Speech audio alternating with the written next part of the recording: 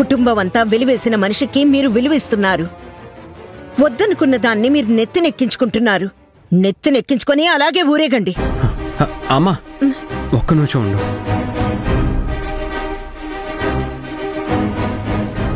నాన్న మాట నువ్వు పట్టించుకోకు. నువ్వు తినమ్మా. నాకొద్దు రాహుల్, మనశ్శాంతి కావాలి నాకు. అమ్మా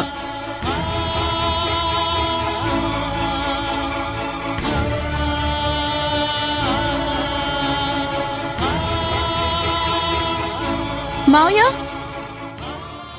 మావయ్య,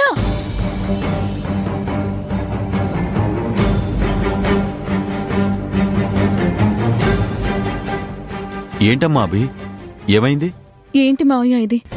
అత్తయ్యని అనవసరంగా ఇబ్బంది పెడుతున్నారు. తను నొచ్చుకునేలా చేస్తున్నారు. అమ్మా అభి, పిచ్చి పిచ్చి పనులు చేస్తే ఇలాగే నొచ్చుకునే పరిస్థితి వస్తుందమ్మా. వాళ్ళు బాధపడుతున్నారు, నువ్వు ఆలోచిస్తున్నావు. కానీ నువ్వెంత బాధపడుతున్నావో వాళ్ళు ఆలోచిస్తున్నారా?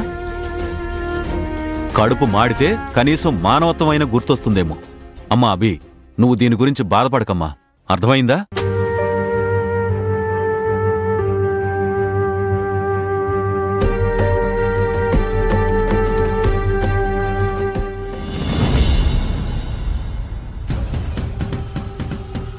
అమ్మా లలిత, ఆగమ్మా. ఆ దుప్పట్లు ఇటు ఇవ్వమ్మా. ఏ దుప్పట్లు ఇవ్వాలా? ఎందుకు మావయ్య గారు?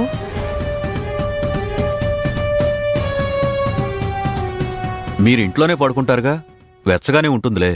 ఈ దుప్పట్ల అవసరం మీకన్నా అబీకే ఎక్కువ. ఇటివ్వండి. ఏంటి పెద్దనాన్న ఇది?